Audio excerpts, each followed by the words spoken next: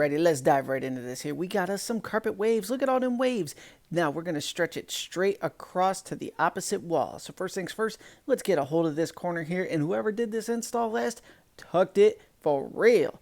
We're fighting to get that corner up. Now, if you really struggle to get the corner of the carpet up, just grab a pair of pliers, grab those fibers, and pull it back slowly. Not so aggressive that you pull the fibers out, but just work it loose.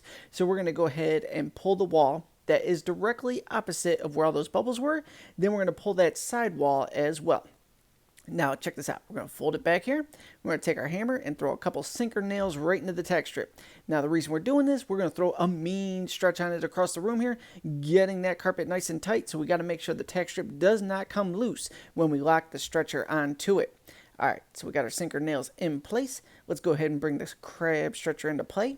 Now, you could get these on eBay for about $100, $150. Somewhere in there. You probably get them on Craigslist for $15. Carpet guys go through some hard times in life, you know what I'm saying?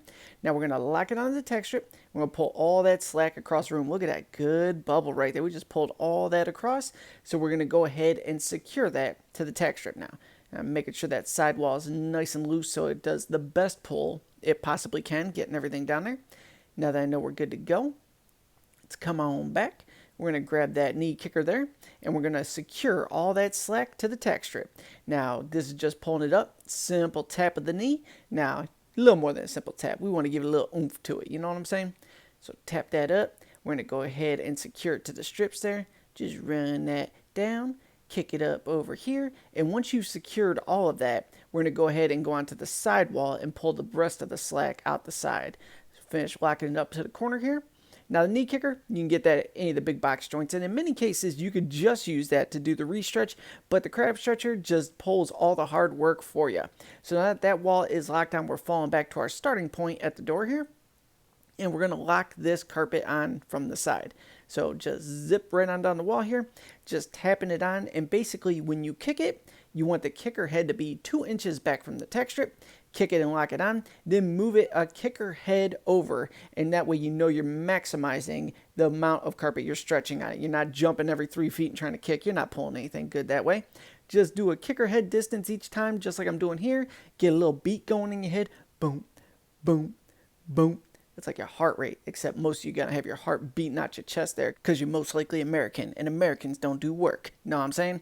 So we're gonna go ahead and stretch all the way down there, get up to the corner, boom, boom. Now we're gonna crease everything on, trim it, and tuck it, and grab that check. Or if you're the homeowner, DIY person taking this on, you're gonna go ahead and get that result. Your partner's gonna be happy, life's gonna be good. So we're just working our way down here, tucking everything on. Look at that good crease there. Using a linoleum knife to do this. You don't have to. You could use a chisel, a stair tool, anything just to get those tack strip nails to pinch through the backing of the carpet there. Now, once we're good, we're going to cut all the high spots. Use our razor knife for that. Then we're going to go ahead and take our linoleum knife and tuck it all in. Brush any fibers out of the way so you know what you're working with. And tuck it down. I'm going to work down to the camera here so you get some close-ups. Stick with me here. Get that door back open. And let's go. Just work our way down, lob off that excess, and tuck it in. Look at that, smooth like butter.